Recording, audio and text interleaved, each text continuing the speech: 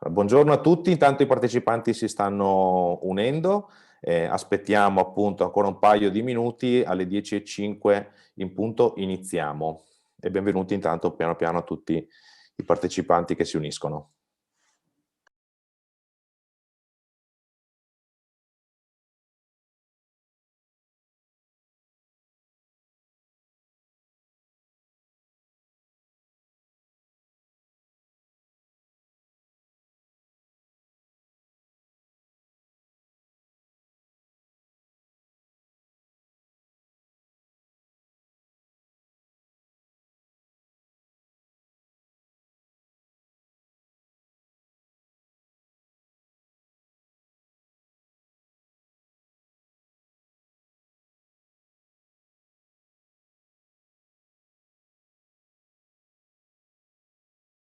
Silenzio.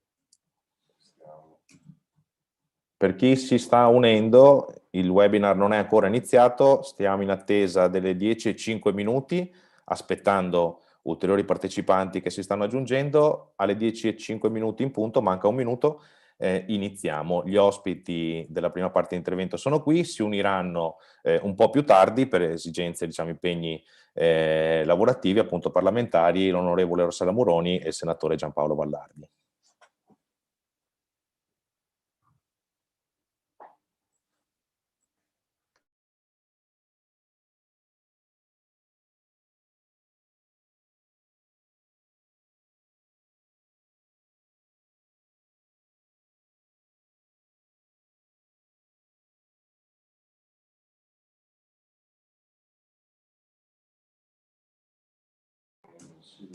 Va bene, non siamo più in silenzio, eccoci qui.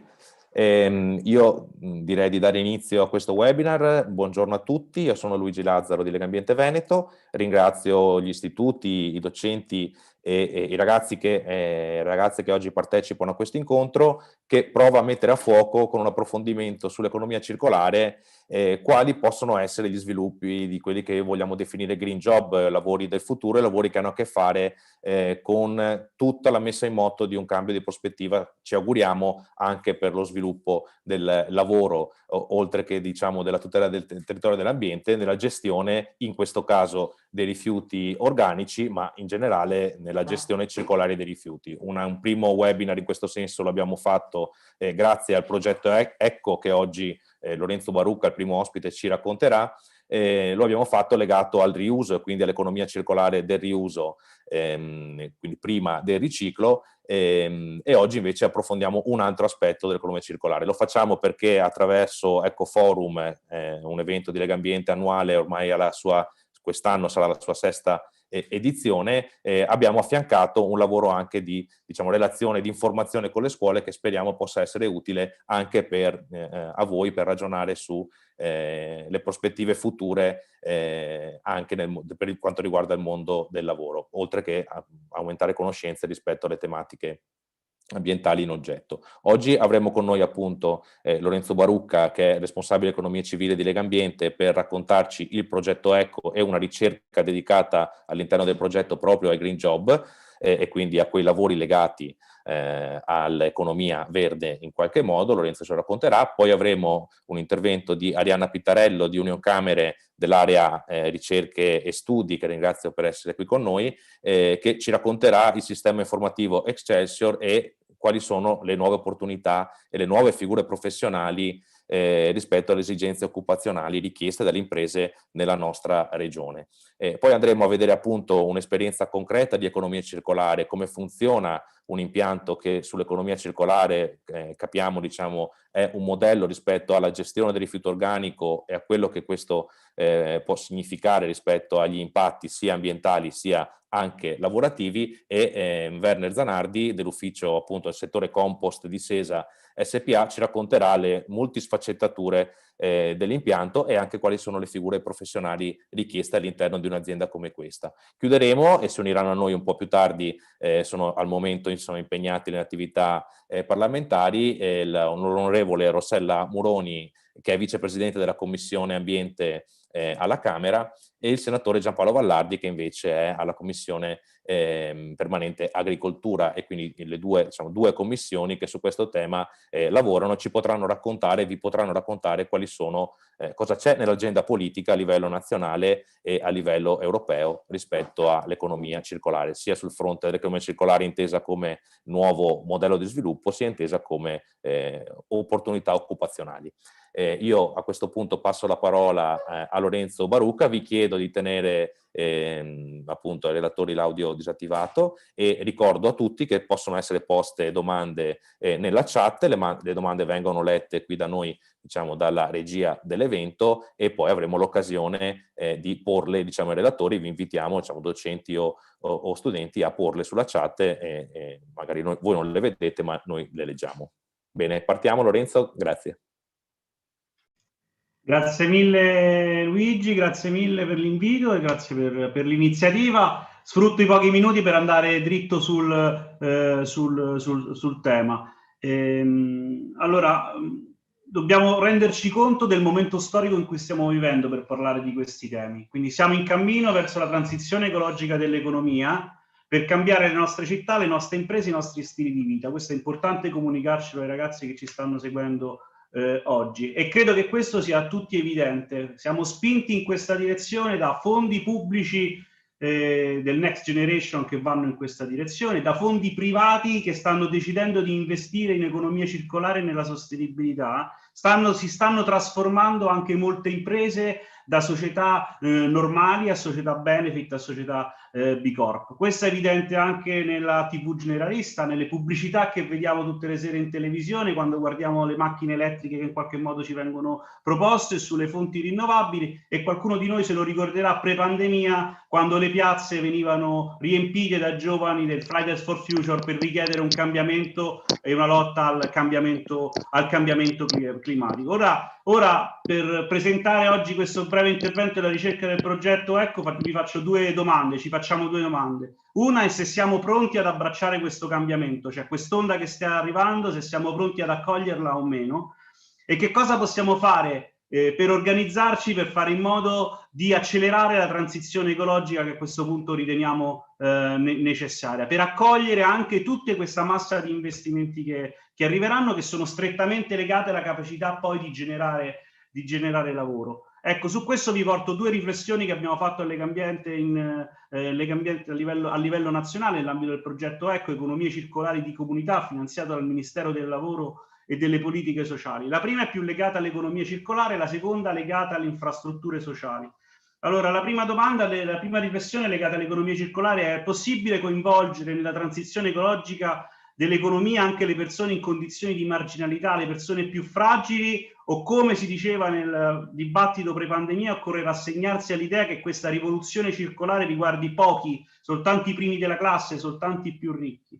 Ecco, allora nell'ambito del progetto abbiamo avviato delle sperimentazioni e ci abbiamo cercato di unire nei 15 territori gli aspetti di inclusione sociale con gli aspetti di economia circolare. Abbiamo chiamato questo processo inclusione circolare e abbiamo fatto una ricerca a livello nazionale, l'accennava prima il presidente Legambiente Veneto Luigi, rispetto al discorso della capacità delle imprese di avvicinare persone anche con un livello di formazione inferiore. Ora, con Green Factor, Marco Gisotti, una delle persone più esperte di Green Jobs in Italia, sui dati Excelsior, abbiamo visto che oltre quasi l'80% dei contratti programmati dalle aziende italiane sono destinati a persone che potevano vantare competenze verdi, quindi competenze green, che è richiesto in professioni non soltanto altamente specializzate, ma anche in professioni come il cuoco, il barista, il parrucchiere, anche professioni più tecniche come i meccanici e i riparatori di biciclette. Ora, quindi le imprese hanno posizioni aperte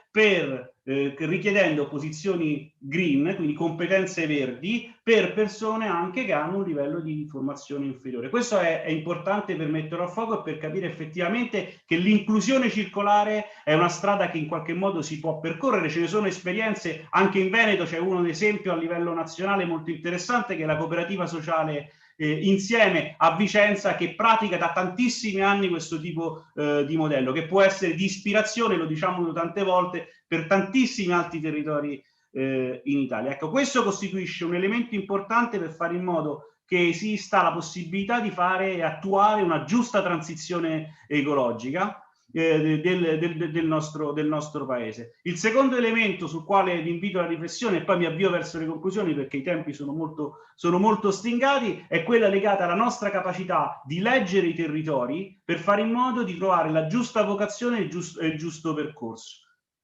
Quindi non esistono modelli che sono facilmente replicabili, ma bisogna approcciarsi al territorio per capirne le vocazioni e capire effettivamente che cosa si può fare in quei territori. Questo è l'approccio che abbiamo avuto con Eco, l'abbiamo sperimentato in 15 territori, non vi annoio, ma dal nord a sud, e lì abbiamo ritenuto fondamentale fare in modo che nei territori si creassero delle infrastrutture sociali composte da imprese, pubbliche amministrazioni, enti che si occupano di formazione, per fare in modo di creare delle infrastrutture sociali capaci di accogliere questi finanziamenti. Se i territori non sono pronti nella transizione, potrebbero non essere in grado di intercettare queste risorse. E questo è molto importante per chi ricercherà il lavoro nel futuro, perché bisognerà vedere quali territori si attrezeranno nel modo corretto per poter fare in modo effettivamente di essere generativi e far generare gli investimenti, i fondi che arriveranno. In questo il Veneto, lo sappiamo bene, è un'eccellenza su questi temi a livello nazionale e quindi può giocare un ruolo da traino su questi temi. Concludo evidenziando 3 punti sui quali concentrare i nostri sforzi per attuare la transizione ecologica giusta, equa e sostenibile, per generare impatti in grado di includere le persone e non escludere. Il primo è un punto che sicuramente verrà affrontato nel corso della mattinata dalle persone che interverranno dopo, che è quello legato alla normativa più accogliente, in grado di effettivamente per generare nuovi posti di lavoro e non bloccare invece le imprese che in qualche modo in questa direzione vogliono investire. E quindi avere una normativa più accogliente vuol dire stimolare la nascita di nuovi posti di lavoro.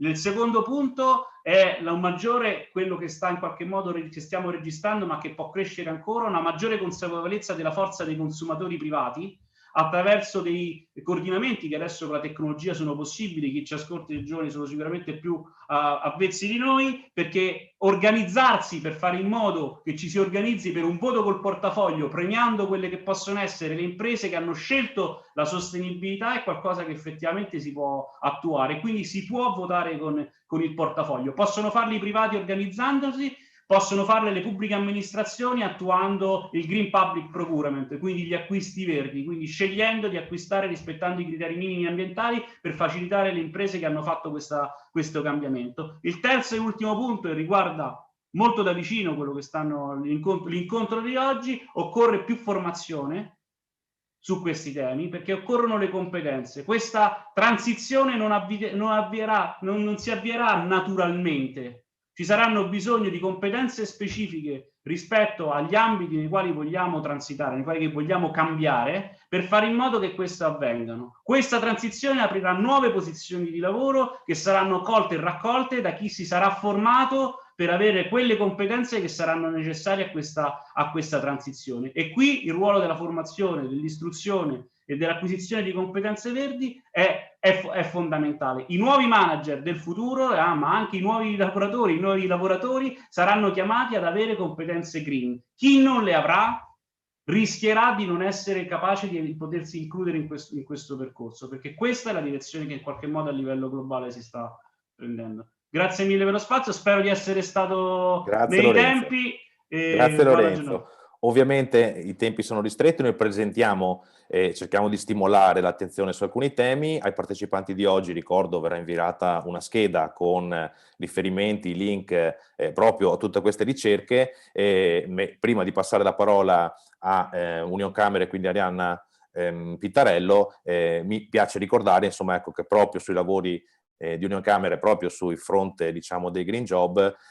Ci sono delle previsioni molto importanti, stante ovviamente il periodo di pandemia che stiamo vivendo, che parlano di, diciamo, nuovi posti di lavoro da qui al 2024, proprio per nuove professioni che riguardano anche i temi green, e sono quelli proprio su cui mancano oggi probabilmente più professionisti, e quindi anche il livello della formazione, appunto, non solo scolastica ma anche poi professionale, diventa molto importante. Do la parola quindi a Arianna Pittarello per il suo intervento. Grazie. Grazie mille, buongiorno a tutti. Appunto io oggi vi mostrerò quelli che sono dei risultati dell'elaborazione dei modelli previsibili che Unioncamere del Veneto, Unioncamere tramite il sistema informativo Excelsior ha elaborato praticamente i dati che vi presento. Intanto il sistema informativo Excelsior è un'importante indagine condotta da Unioncamere e l'ANPAL, e viene fatto a livello mensile e interessa tutte le imprese nazionali. Vengono intervistate praticamente tutte le imprese nazionali. Potete liberamente andare voi a vedere, a leggere quelle che sono le pubblicazioni annuali e mensili. È un sito aperto, quindi open data, e può essere interessante per quelle che saranno le vostre scelte future nell'ambito appunto della domanda di lavoro da parte delle imprese.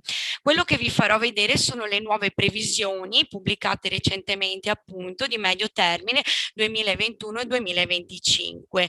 In particolare in questo volume Unioncamere specifica che ha stimato due possibili scenari, uno un pochino più pessimistico dovuto appunto allo shock che ha subito l'economia da questa pandemia, dal coronavirus appunto, e uno un pochino più positivo. Allora, nello specifico vi faccio vedere tre grafici che sono il rapporto tra il fabbisogno, quindi la domanda da parte delle imprese, e l'offerta di laureati, in questo primo grafico, dei diplomati e delle persone qualificate. La linea che trovate la linea rossa, significa che c'è una perfetta domanda e offerta. Tutto quello che sta sopra la linea rossa significa che cosa? Che c'è una maggiore domanda da parte delle imprese di queste figure e una mancanza di offerta quindi da parte di laureati, di diplomati o di qualificati in questi settori. Nello specifico, come si vede nei laureati, le figure che mancano, che quindi si devono formare, sono gli architetti, personale scientifico, matematico, medico, sanitario, ma queste sono figure non tradizionali. Come ha detto Lorenzo, ci si sposta attraverso questi green jobs. Non è l'architetto di 30 anni fa, ok, che costruisce con il cemento armato, è il nuovo architetto della domotica, dei materiali rinnovabili e sostenibili. Con lo stesso, diciamo, visione abbiamo, per quanto riguarda i diplomati, una domanda che non è soddisfatta nel settore dei trasporti, delle costruzioni, dell'amministrazione e del marketing e dell'agroalimentare. Come si diceva, non sono solo determinati settori, ma l'agroalimentare, l'agrofood, ok, il nuovo modo di risostenere l'agricoltura e il cibo. E infine, per quanto riguarda l'offerta di qualificati, vediamo che c'è una grande discrepanza, addirittura questo indice supera 5, supera lo 6 per la ricerca di meccanici, servizi alla vendita, i servizi al benessere o la segretaria e l'amministrativo. Quindi questo è un po' lo scenario che si prospetta da qui al 2025 per quanto riguarda la richiesta di figure professionali. Mi sono soffermata, visto che questo è il tema, l'economia circolare. Vi avevo preparato un video, ma se volete lo vedrete voi quando vi saranno consegnate le slide, dove vi presentano che cos'è effettivamente l'economia circolare, il riciclo di tutto e soprattutto queste figure di green jobs, dei green jobs. Ma prima di tutto mi piace sottolineare che un passo indietro c'è la rivoluzione dell'industria 4.0, diciamo questa rivoluzione, questa capacità di rinnovare, di collegare, del riciclo nasce appunto perché siamo riusciti a creare una relazione tra le diverse, vengono appunto chiamato l'Internet of Things, dove appunto le aziende, le più virtuose, sono riuscite a digitalizzare, e non è ancora finita questa rivoluzione. Per i prossimi 5 anni si vede come le digital skills, quindi le professioni che richiedono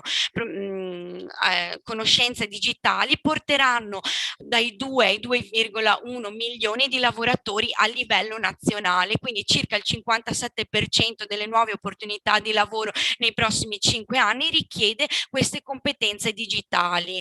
Per quanto riguarda le intermedie, invece quelle trasversali, quindi più competenze, non solo una sola conoscenza da digitale, ma la preparazione, la conoscenza, la capacità di utilizzare più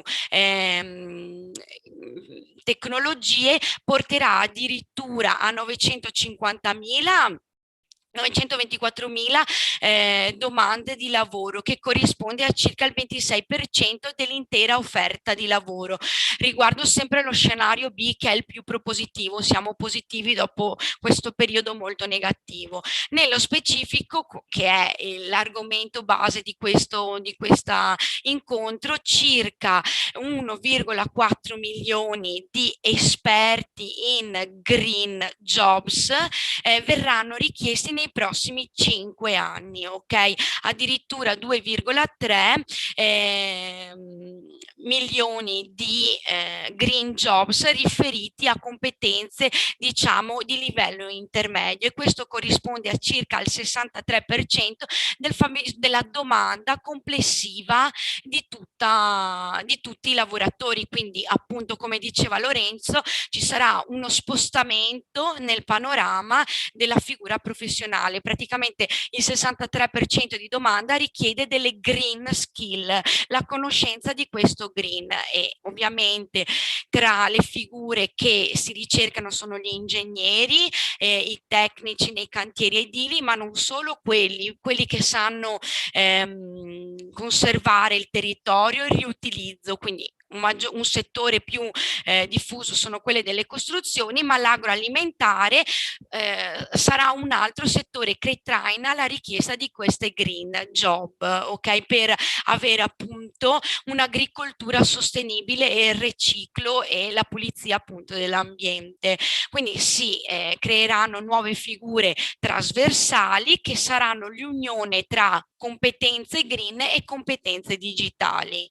Ok, quindi questo sarà il lavoro del futuro, un binomio tra la tecnologia e la green. Questi sono alcuni esempi che sono già nati, sono già in essere: la bioedilizia, la domotica, il welfare, e tutti questi, il recupero di spazi delle periferie. Un altro marchio, per esempio, è questa, magari gli studenti già lo conoscono, è questo marchio di borse, che fa borse, fa indumenti recuperando i teloni dei vecchi camion. Quindi è un riciclo, l'economia circolare, il riutilizzo di un vecchio prodotto. Infine vi faccio vedere un paio di dati che riguardano il Veneto. Questo era a livello nazionale. Vi faccio vedere che nei prossimi 3 mesi a livello regionale abbiamo solamente previsioni a breve termine, quindi mensili, di 3 mesi in 3 mesi. Abbiamo circa che in questo periodo possiamo definirlo post-Covid, nel marzo del 2021 ci sarà la previsione di assunzione di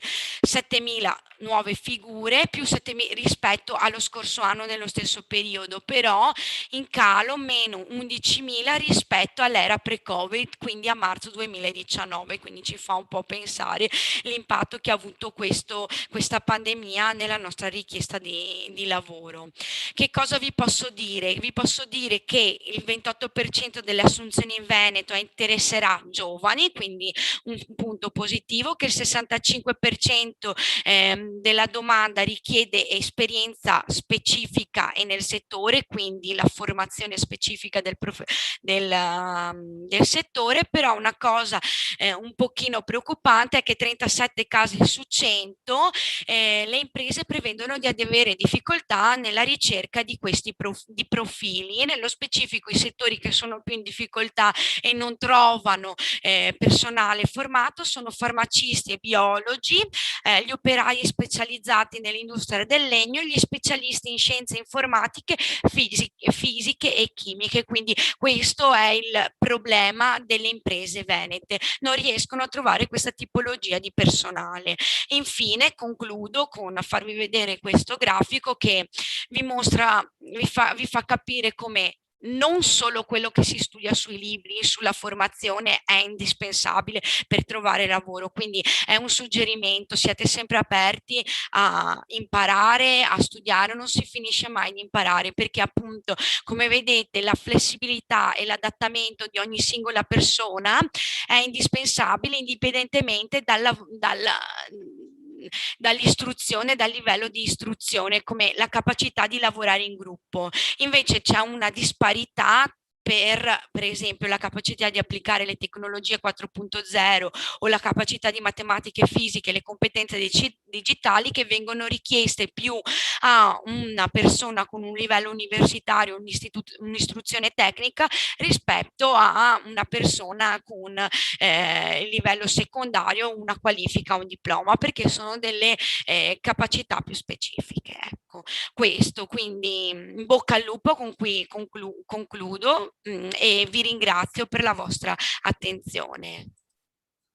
Grazie Arianna, davvero un'esposizione, diciamo, importante rispetto a dove si sta andando nel mondo del lavoro e cosa serve anche al mondo del lavoro. E appunto, tra le tante figure che servono, almeno la lettura così, insomma, che diamo un po' noi, anche quella delle competenze scientifiche, no, ad esempio quella certo dell'ingegnere, ma anche dell'ingegnere, diciamo, meccanico o altre figure come quella dell'agronomo, insomma, dello scienziato ambientale, che possono portare un contributo sugli aspetti appunto di unione degli aspetti, quindi delle competenze, quindi saper essere supportati dallo sviluppo della tecnologia del 4.0 e però anche saper adeguare, diciamo, questo alle competenze, o meglio, mettere a punto questo con le competenze scientifiche.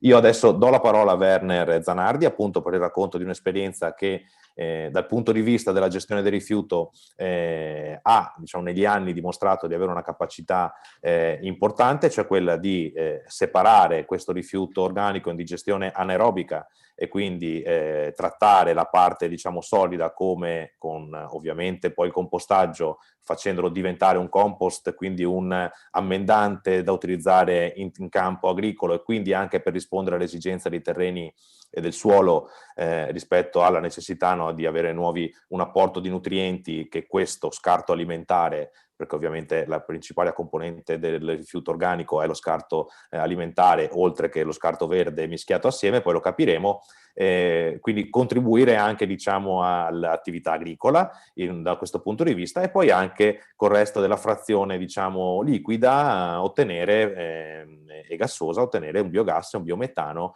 e quindi contribuire anche qui dal punto di vista energetico, da un lato, diciamo, alla produzione di energia rinnovabile, dall'altro alla cattura di alcuni elementi importanti come la CO2, che può essere catturata e anche questa poi riutilizzata, e lo andiamo a scoprire appunto con l'intervento di Werner. Chiedo a te quando ti do la parola, e chiedo a te quando vuoi far mandare il video. Allora, grazie Luigi della ottima introduzione. In poche parole hai già praticamente spiegato tutto, e poi lo vedremo in maniera approfondita con il video e magari con il tempo che mi resta per dare qualche dettaglio in più. Hai così spiegato che la nostra attività è trasversale, perché si parte dai rifiuti e si arriva in agricoltura, così come appunto sono trasversali le esigenze e le competenze che vengono richieste nella nostra azienda. Lo vedremo nel video, poi appunto ve lo spiegherò meglio. Può partire il video e poi magari mi accodo io con tutto il resto. Grazie mille. Perfetto.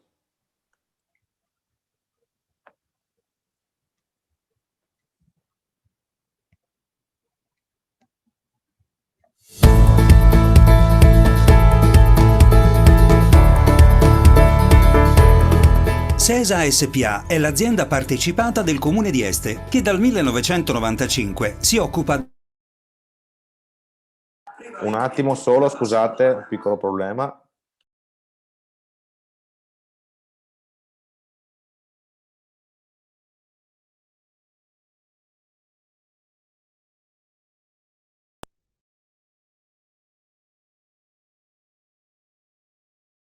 Dovremmo esserci, non c'è l'audio.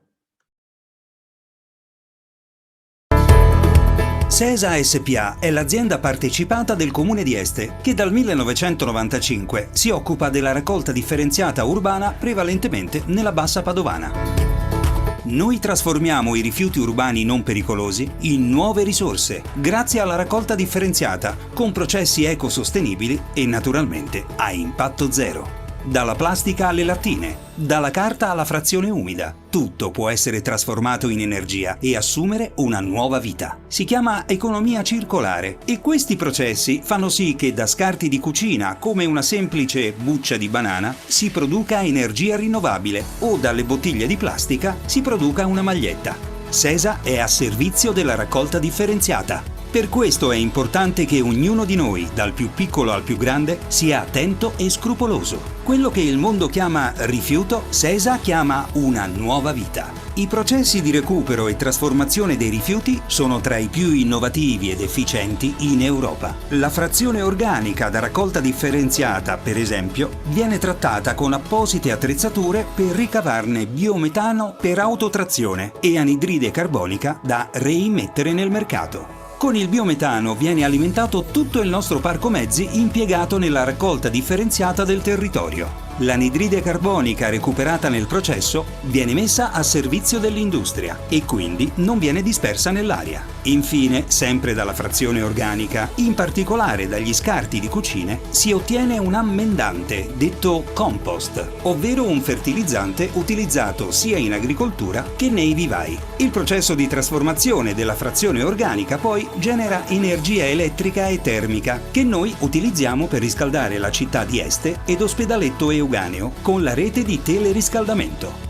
Ma perché è importante fare un'accorta e attenta raccolta differenziata? Perché oltre alla frazione umida, che come abbiamo visto ha un processo di recupero e trasformazione particolare, noi ci occupiamo di tutta la divisione della frazione dei rifiuti detta secco. Ciò significa che uno dei nostri compiti è suddividere plastica, lattine, vetro e carta, in modo da ottenere prodotti omogenei pronti per la successiva filiera del recupero. L'impianto di selezione della carta, della plastica, delle lattine e del vetro è automatizzato, di elevata precisione, completo di lettori ottici ad infrarossi, in grado di separare le plastiche anche per tipo di polimero. Ne risulta quindi una precisa divisione di vetro, carta, plastica e lattine, che vengono poi mandati alle aziende che si occupano della filiera del recupero. Un esempio? Dalle bottiglie di plastica, alla fine del processo, si ricava tessuto per fare maglioni in pile. Per questo siamo costantemente impegnati nella divulgazione della conoscenza dei processi di recupero e trasformazione del rifiuto, ovvero nell'educazione ambientale che promuoviamo nelle scuole, a qualunque età, perché crediamo che tutto torni dalla terra alla terra, che nulla si debba buttare e che per ogni cosa esista una seconda o una terza vita. Ecco perché è importante fare una raccolta differenziata consapevole per innescare questo ciclo virtuoso, per valorizzare i processi dell'economia circolare, appunto. Grazie alla tua raccolta differenziata e ai nostri processi di recupero, non solo viene recuperata la maggior parte dei rifiuti altrimenti destinati alla discarica o peggio all'incenerimento, ma ogni singola frazione umida o secca selezionata ritorna alla vita, come in origine, dalla terra alla terra.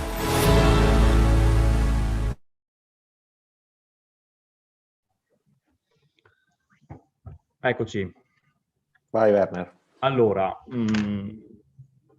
tutte le immagini che avete visto sono proprio tratte dalla struttura del nostro impianto, quindi abbiamo visto un laboratorio, abbiamo visto mezzi che si muovono, tutta l'infrastruttura. Il nostro è un impianto integrato, il che significa, come diceva Luigi prima, che facciamo il compostaggio, facciamo la digestione anaerobica, Abbiamo una parte che gestisce il cosiddetto rifiuto secco, così come noi in gergo descriviamo carta, cartone, plastica, metallo, vetro e quant'altro. La parte più importante che riguarda ovviamente la nostra azienda è quella che gestisce l'organico. Ora io mi faccio un po' anche portavoce di quello che è l'intero comparto del settore,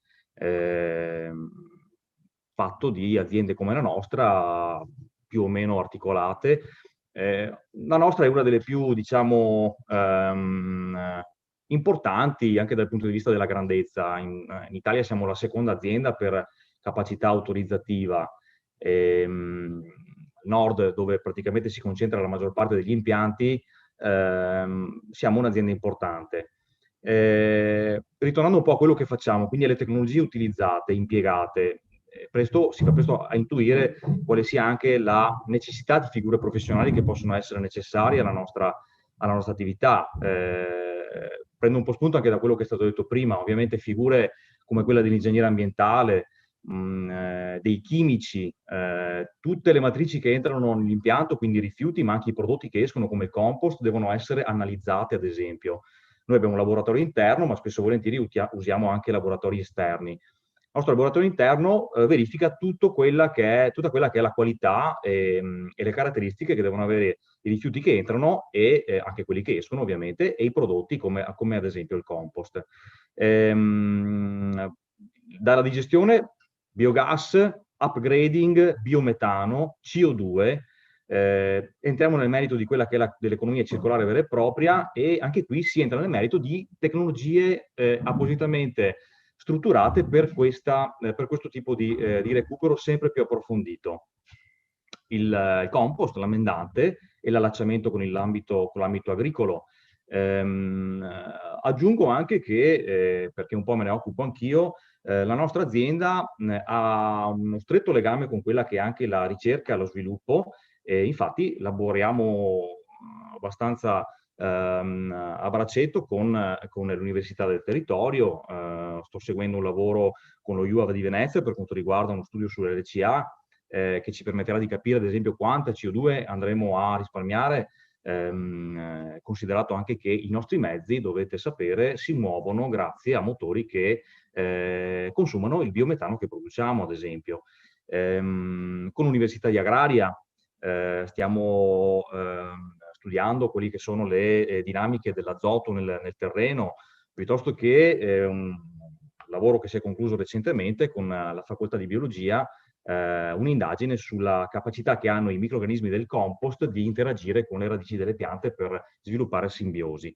Ecco, gli ambiti sono veramente tanti. A volte faccio anche fatica a sintetizzarli, però sono molteplici. Ovvio che accanto a figure importanti specializzate abbiamo anche bisogno di figure che lavorano di pratico. I meccanici, ad esempio, sono molto ricercati. Noi abbiamo un'officina interna che ovviamente, oltre a lavorare per riparare i mezzi nostri, lavora anche per progettare le attrezzature che vengono impiegate nel nostro impianto. Considerate che la maggior parte degli strumenti che noi si utilizza a partire dal pretrattamento fino alla raffinazione finale, in tutti i vari ambiti, sono tutte quasi brevettate da noi. Quindi abbiamo proprio dei gruppi di operatori che seguono lo sviluppo dell'attrezzatura a seconda un po' quelle che sono le nostre esigenze. Ovviamente abbiamo anche personale amministrativo. L'azienda è un'azienda molto grande, quantità di dipendenti si aggira intorno alle 400 unità. Ovviamente è un'azienda che deve essere seguita in tutti gli aspetti, anche quello amministrativo che è importante tenere presente. Softwareisti, l'informatica è importante, i programmatori, anche educatori ambientali, una cosa che faccio anch'io questa, che ci serve per presidiare il territorio. Non dimentichiamoci che tutto quello che noi facciamo deve essere assolutamente divulgato, spiegato, soprattutto ai target scolastici, quelli che recepiscono in maniera molto netta e decisa le informazioni importanti. che sono quelle che riguardano l'economia circolare, quindi la raccolta differenziata, il perché farla, quali sono i risultati, le risorse che si ottengono.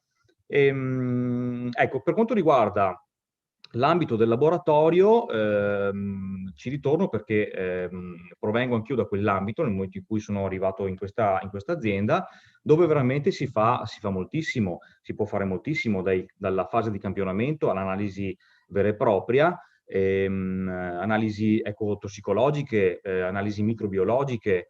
Ovviamente ci sono tantissimi ambiti in cui anche la verifica di laboratorio ci permette di fare. Ovviamente abbiamo anche un ufficio che riguarda la progettazione, sia dal punto di vista di quella che è la costruzione dell'impianto, perché è un impianto che continuamente evolve, è un impianto che ha fatto grandi investimenti, e quindi tutto lo staff che opera anche in questo settore. Io credo di aver creato Grazie, Werner. una linea indicativa. Assolutamente sì. E poi resto a disposizione per eventuali domande. Sembra chiaro, insomma, che la gamma appunto di lavori di opportunità di impiego lavorativo è veramente importante e diciamo, il messaggio evidente è che chi diciamo, cerca di sviluppare, ascoltare quel richiamo che anche Lorenzo raccontava in apertura sulla transizione ecologica e la direzione diciamo appunto degli investimenti, dello sviluppo, della ricerca che si fa in azienda, che tante aziende private fanno, chi ha imboccato quella strada oggi diciamo sta continuando anche a creare opportunità di lavoro per chi già ce l'ha e anche per il nuovo lavoro, e quindi mi sembra evidente che la gamma di lavori risponda a questa integrazione anche con appunto l'investimento sull'officina interna piuttosto che su altre che rispondono anche alle logiche anche diciamo, di miglioramento dell'economicità diciamo, di un'impresa. E ti ringrazio molto. Io ricordo che se ci sono domande vengano poste nella chat alle quali daremo risposta. Tutto il materiale che avete visto oggi più un'ulteriore diciamo, serie di approfondimenti verranno inviati ai partecipanti, quindi li avrete insomma, al termine del webinar inviate direttamente ai vostri docenti e agli istituti per poterli visionare, e ovviamente l'associazione Legambiente è a disposizione, come immagino tutti i soggetti partecipanti oggi, per rispondere a ulteriori eventuali sollecitazioni a posteriori. Nel frattempo sono aggiunti a noi i due onorevoli in chiusura per un commento diciamo rispetto a qual è l'agenda politica nazionale e magari anche un collegamento europeo rispetto all'economia circolare, rispetto a cosa questo può liberare anche per quanto riguarda il mondo del lavoro nel nostro paese. Ringrazio Rossella Muroni che dovrebbe essere con noi, se riesce a accendere la telecamera la ringrazio. Eccola qui, grazie e buongiorno, che è vicepresidente dell'8ª Commissione Ambiente, Territorio e Lavoro Pubblici alla Camera, e il senatore Giampaolo Vallardi, che invece è presidente della Commissione Agricoltura e Produzione Alimentare al Senato della Repubblica. Sono due diciamo, figure che potranno oggi raccontarci anche qual è il percorso intrapreso diciamo, dal punto di vista appunto, dei lavori parlamentari, che sono molto importanti per supportare lo sviluppo dell'economia del nostro paese. Do la parola quindi a Rossella Muroni, che ringrazio per essere con noi, e le chiedo insomma, se riesce a stare poi in un intervento di 5-6 minuti, così poi qualche domanda la riusciamo a stare nei tempi. Grazie. Assolutamente sì, Gigi, grazie a Legambiente per questa occasione e anche per come lo avete costruito. Io stavo guardando i dati che ha presentato Unioncamere Veneto e poi insomma anche l'ultimo intervento. Quello che noi dobbiamo sottolineare sempre di più è il valore economico di quanto stiamo, come dire, promuovendo da ambientalisti da anni, no? Ma c'è davvero il tema fondamentale che è la creazione di nuovi posti di lavoro qualificati e che devono anche informare il sistema formativo di questo paese. Quindi è una grande sfida anche da portare avanti con le università. Io il prossimo 12 maggio inauguro in Roma un master sui temi della transizione ecologica. C'è bisogno di una formazione davvero rinnovata e innovativa per raccontare quale sarà il lavoro del futuro e formarlo nel frattempo. Certo però non basta solo il tema culturale e delle competenze c'è anche un tema naturalmente di quanto questo tipo di economia ha diritto di cittadinanza nel nostro paese, e qui vengono, Gigi, come sai bene, gli ostacoli, nel senso che noi siamo ancora il paese che negli ultimi 13 anni è riuscito a tirare fuori dai cassetti solo 5 decreti end of waste, che sono poi, come dire, gli strumenti normativi che consentono al mondo dell'economia circolare di funzionare, di diciamo essere una realtà concreta, avere una vivibilità, una fattibilità concreta nel nostro paese. Quindi è questo su cui, diciamo, in commissione continuiamo a lavorare, a insistere, un lavoro, come dire, anche di scioglimento delle difficoltà tecnico-burocratiche. Devo dirti che a proposito di competenze c'è proprio un tema di competenze della pubblica amministrazione anche da affrontare. Penso non solo al Ministero dell'Ambiente, ma in generale a tutti gli organismi pubblici che poi sono chiamati a dare pareri, autorizzazioni. Mancano proprio le competenze, spesso quelle della pubblica amministrazione sono competenze strettamente giuridiche, mancano gli ingegneri, quelle persone che abbiano la possibilità, gli ingegneri ma anche gli architetti, le professioni che avete illustrato anche voi, che consentano appunto alla pubblica amministrazione di prendere delle decisioni, naturalmente con responsabilità, ma anche appunto con consapevolezza. Lo dico perché appunto tutto il tema dell'economia circolare, quando io ho provato anche rispetto ad alcuni progetti, ad alcune situazioni che si erano venute a creare proprio sul tema degli end of waste, a intervenire nel Ministero dell'Ambiente, la risposta che ti viene data è sempre dal punto di vista giuridico, non c'è mai, come dire, la consapevolezza dal punto di vista della creazione di nuovi posti di lavoro, ma anche della tecnica e della, diciamo, proprio della materialità, no? Della decisione da prendere, non c'è quel punto di vista ed è evidente che manca. Quindi competenze non solo diciamo legate all'economia, ma anche le competenze che servono a quella economia per funzionare e esistere nel paese. Noi sappiamo bene che tanti brevetti e tante soluzioni parlano italiano, è giunta l'ora che questa, diciamo, questa identità italiana anche abbia un diritto di cittadinanza nel nostro paese. Bene, grazie Rossella, sicuramente uno stimolo importante anche la necessità di anche questo tipo di professionalità. Do la parola a Giampaolo Vallardi, grazie anche al senatore per essere qui, che sul fronte, diciamo, non solo come Commissione Agricoltura, ma anche sul fronte della gestione dei rifiuti, qui in Veneto, diciamo, ci conosciamo, lo conosciamo già, perché proprio sul fronte dell'economia circolare del rifiuto organico è tra i soggetti che ha fatto ricerca e sviluppo e sta continuando o meglio, è tra, diciamo, le componenti territoriali, parlo del Trevigiano nel caso specifico, diciamo dell'area, diciamo, della Sinistra Piave, che negli anni proprio anche attraverso, diciamo, la collaborazione con SESA come territorio e quindi sull'utilizzo dell'impianto, ma poi anche sullo sviluppo e ricerca, diciamo, in sinergia, oggi sta ottenendo risultati molto importanti, e questo diciamo è un messaggio chiaro per tutto il territorio, ci auguriamo, regionale. Do la parola a lui per chiedere anche a lui a che punto sono sul fronte poi anche del riempiego in agricoltura probabilmente alcuni degli aspetti diciamo che oggi abbiamo citato e dove si potrà andare. Buongiorno a tutti, mi sentite? Perché il collegamento funziona? Mi sentite? Assolutamente sì. Ok, buongiorno a tutti, ciao Presidente, saluto Luigi, saluto tutti, Piero e tutti gli amici collegati.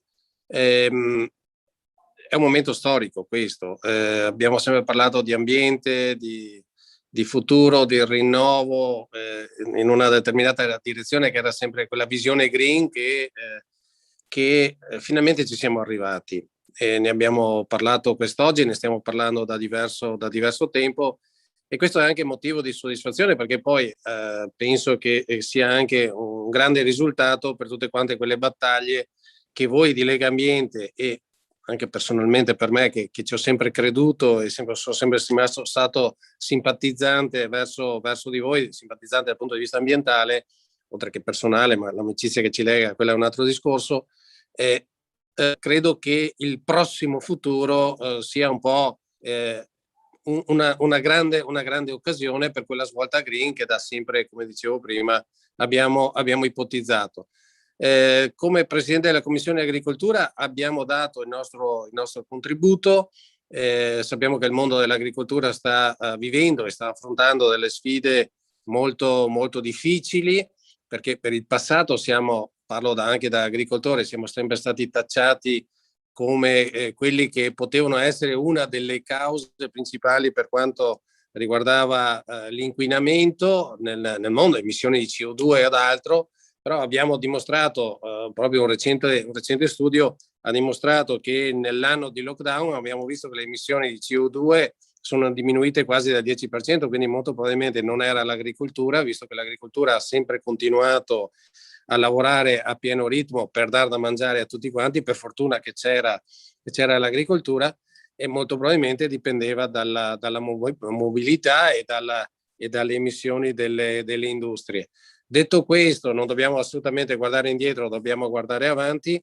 Come Commissione di Agricoltura abbiamo fatto la nostra parte anche nel Piano Nazionale di Ricerca e Sviluppo, PNNR, dove arrivano queste grandi risorse che sono sicuramente un'opportunità. Molto riguarda anche la ricerca e siamo riusciti a inserire anche dal punto di vista del rinnovo della meccanizzazione, puntando su energie alternative, in principal modo l'uso del biometano. Quindi quella ipotesi di realizzare, ma che non è più assolutamente una semplice ipotesi, ma ormai è un qualcosa di concreto, ormai di tangibile, di realizzabile, quella farm in cui quella azienda agricola ideale, in cui con l'uso dal riciclo dei reflui e degli scarti in agricoltura si produce biometano che verrà riutilizzato poi nei trattori e in tutti i mezzi del mondo agricolo che saranno biometano. Una recente audizione anche di CNH Industries, la New Holland, che produce i trattori a biometano, la prima al mondo, per quello l'abbiamo audita, ci dicono che i trattori a biometano, da prove accertate e verificate, inquinano il 95% in meno degli ultimi trattori, quindi quelli più recenti con tecnologia a gasolio. Quindi sicuramente un grande salto di qualità, un grande investimento per quanto riguarda sicuramente la svolta green. Tutto questo, io sono convinto che la tecnologia biometano non sarà la soluzione finale per l'umanità, molto probabilmente, anzi sicuramente la tecnologia a idrogeno sarà un punto di arrivo. Chiaro che in questo momento l'elettrico, soprattutto per quanto riguarda l'agricoltura, ma vediamo anche per quanto riguarda la mobilità, per quanto riguarda la movimentazione dei rifiuti, perché Luigi prima parlava anche del mondo della raccolta e del mondo dei rifiuti. Vediamo che la tecnologia biometano è la soluzione ideale per quanto riguarda questo periodo. Probabilmente in futuro ci potrà essere anche una visione per quanto riguarda l'elettrico, però io sono sempre convinto che l'elettrico può essere una soluzione, però finché non riusciamo a risolvere il problema dello smaltimento delle batterie, personalmente qualche dubbio forte su quella che possa essere la soluzione finale per l'elettrico mi rimane dentro. Il biometano è oggi una soluzione, bisogna continuare a crederci, bisogna continuare a sviluppare in questo settore, e credo che però, facendo il ragionamento di prima, il lavoro è quello di squadra. Prima si parlava di sinergie a livello Veneto. Il livello Veneto, per quanto riguarda sia il mondo agricolo, ma anche per quanto riguarda il mondo dell'ambiente, ha degli ottimi risultati anche a livello nazionale. Con un po' di orgoglio dico Treviso, ma tutto il Veneto è ai primi posti nelle classifiche nazionali. Perché ci ha sempre creduto nella ricerca, ha sempre creduto nell'innovazione, ma soprattutto perché ha sempre fatto un grande lavoro di squadra. Come in tutte le cose, se tutti quanti lavoriamo assieme in un'unica direzione, che è quella di riuscire a trovare delle soluzioni, in questo caso compatibili con l'ambiente, per lasciare un ambiente migliore alle prossime generazioni, si ottengono dei risultati. E in Veneto si è applicato questo modello. Devo dire, spendere sicuramente anche una parola alle amministrazioni venete, a partire dalla regione, a partire dalla provincia, ai comuni che hanno sempre seguito questa direzione convintamente, poi alla fine i risultati sono arrivati. E in questa direzione devo dire che dovremmo continuare anche per i prossimi anni, riuscendo a spendere bene questi soldi del PNRR, ma mi sembra che i presupposti ci siano. Vedo che il ministro Cingolani ha delle ottime idee, so che siete stati sentiti anche voi di Legambiente, e questo già la dice lunga sul fatto che c'è sicuramente una grande apertura mentale a tutti i livelli. Questo ci fa dare anche un po' più di ottimismo, al di là del fatto che sembra che già dai prossimi giorni si parli di riaperture, i vaccini stanno arrivando, dal punto di vista ambientale c'è questa visione secondo me illuminata, e quindi un po' di ottimismo non fa mai male, quindi in questo momento mi sento ottimista. Grazie Giampaolo.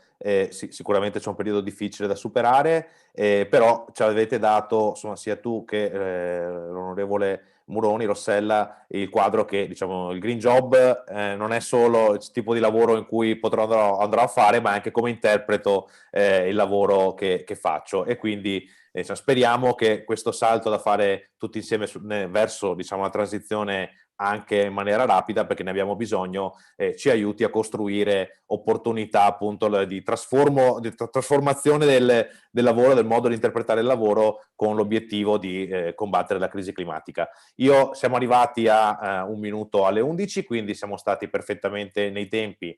Ripeto che verrà inviato, diciamo, ovviamente sarà disponibile per chi non ha potuto partecipare alla registrazione, che se non sbaglio è già online su YouTube, perché abbiamo superato il numero di iscritti e quindi c'è chi ci ha seguito anche su YouTube online. Ringrazio tutte le classi, diciamo le oltre 30 classi che hanno partecipato oggi, ovviamente chi è in classe e chi è in DAD, grazie per il tempo che avete speso ad ascoltarci. Ripeto, speriamo possano essere informazioni utili, approcciare un tema importante come l'economia circolare e le ricadute sul mondo del lavoro e come impegnarci come persone, come cittadini, verso un futuro più green. Ringrazio tutti di nuovo, tutti gli ospiti, Anna Pittarello, Lorenzo Barucca, Verne Zanardi, Giampaolo Vallardi e Rossella Muroni, che purtroppo ci ha dovuto lasciare. Vi saluta ovviamente, ma ha dovuto staccare e salutarci. Di nuovo grazie a tutti, buon proseguimento. Ciao, grazie a te. Grazie, arrivederci. Grazie mille, buona giornata.